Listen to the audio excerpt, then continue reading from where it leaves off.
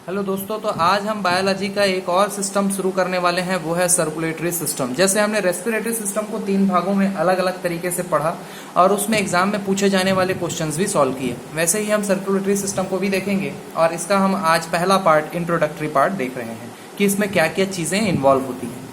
तो भाई सबसे पहले तो समझते हैं कि सर्कुलेटरी सिस्टम है क्या।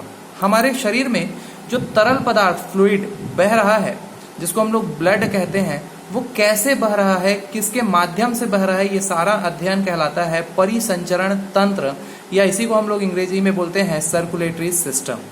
सर्कुलेटरी सिस्टम हमारे बॉडी के भीतर ये सर्कुलेटरी सिस्टम पाया जाता है। इसकी खोज सबसे पहले किस वैज्ञानिक ने की, यह सवाल कई बार कई एग्जाम्स में पूछा गया है। तो चलिए यह सवाल देख ही लेते हैं कि परिसंचरण तंत्र की खोज किसने की। तो यहाँ पर हमारा एक क्वेश्चन दिखाई दे रहा है और 4 ऑप्शन दिखाई दे रहे हैं। इसमें से ऑप्शन ए विलियम हार्वे इसका सही जवाब है। बाकी के 3 ऑप्शन भी हमारे सर्कुलेटरी सिस्टम से ही रिलेटेड अलग अलग क्वेश्चन के आंसर हैं। तो हमारे अगले आने वाले टॉपिक्स में हम लोग क्वेश्चन बदल लेंगे, लेकिन देखना यही 4 ऑप्शन में ही आपको अलग अलग आंसर मिलते चले जाएंगे। तो यहाँ पर हमारा अभी का जो सवाल है उसका आंसर क्या हो जाएगा, विलियम हार्वे। तो आइए आगे देखते हैं परिसंचरण तंत्र को या सर्कुलेटरी सिस्टम को कितने भागों में बांटा गया है। भाई हमारा सर्कुलेटरी सिस्टम में एक पार्ट तो होता है हमारा हार्ट, जो कि पंपिंग मशीन है, जो कि ब्लड को पूरे बॉडी में पंप करता है। और दूसरा पार्ट हम लेकर चलेंगे हमारा शरीर, हमारा बॉडी। एक सर्कुलेटरी सिस्टम ऐसा होता है जिसमें हार्ट पंपिंग करके ब्लड को हमारे बॉडी में एक साथ रिलीज कर देता है और वो ब्लड पूरी बॉडी में खुले तौर पर भर जाता है। देन बॉडी उस ब्लड को यूटिलाइज करने के बाद जो इम्प्योर ब्लड है उसको वापस हार्ट तक पंप कर देता है। तो इस प्रकार से हमारी पूरी बॉडी में ब्लड जो है ओपन तौर पर या खुले तौर पर जहां पर बह रही है उसको हम बोलते हैं ओपन सर्कुलेटरी सिस्टम। जितने भी कीट वर्ग के जीव हैं या मोलस्का कैटेगरी यानी घोंघा कैटेगरी के जितने भी जीव हैं, इन सभी में ओपन सर्कुलेटरी सिस्टम पाया जाता है। जैसे कि हमारा टिड्डा हो गया, झींगा मछली हो गया, मच्छर हो गया, मक्खी हो गया, ये सभी हमारे ऑर्थोपोडा जो ग्रुप है इनके एनिमल्स हैं, इनमें पूरा ओपन सर्कुलेटरी सिस्टम पाया जाता है। यानी इनकी बॉडी में हल्का भी डैमेज कीजिए तो इनके पूरे बॉडी का फ्लूइड बाहर आ जाता है और इनकी लाइफ नहीं रह जाती है।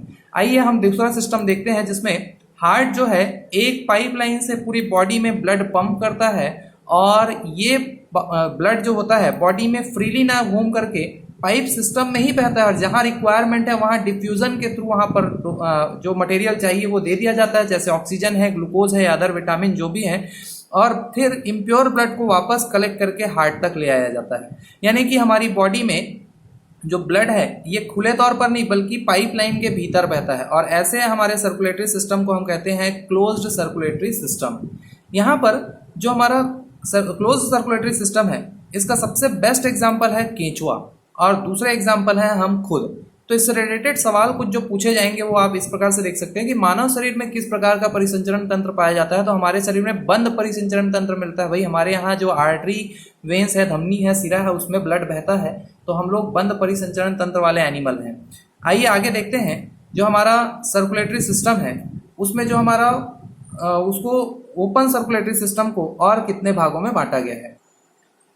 तो हमारा जो ओपन और क्लोज सर्कुलेटरी सिस्टम है उसमें से जो क्लोज सर्कुलेटरी सिस्टम है इसके ऊपर हम लोग स्टडी करेंगे। अब भाई क्लोज सर्कुलेटरी सिस्टम में पूरा ब्लड एक पाइपलाइन में बह रहा होता है और जब हम ब्लड के कंपोजिशन के बारे में देखेंगे तो हमारा ब्लड जो है उसका 55% भाग होता है प्लाज्मा का और बाकी का 45% भाग होता है कार्ब सेल्स का या कणिकाओं का, जैसे आरबीसी, डब्ल्यूबीसी, प्लेटलेट्स हो जाते हैं।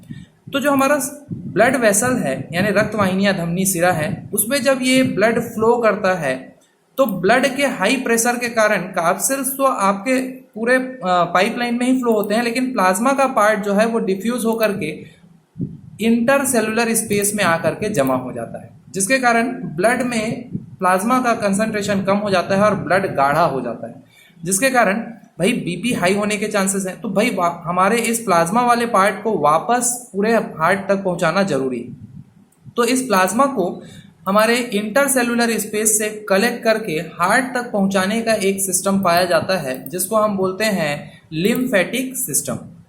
और दूसरा पार्ट जिसमें हमारा पूरा ब्लड फ्लो हो रहा है जिस पाइपलाइन में, उसको हम बोलते हैं ब्लड वास्कुलर सिस्टम। यानी क्लोज्ड सर्कुलेटरी सिस्टम को हम लोग दो भागों में बांट सकते हैं, लिम्फ वास्कुलर सिस्टम या लिम्फेटिक सिस्टम, या तो दूसरा पार्ट इसको हम बोलते हैं ब्लड वास्कुलर सिस्टम।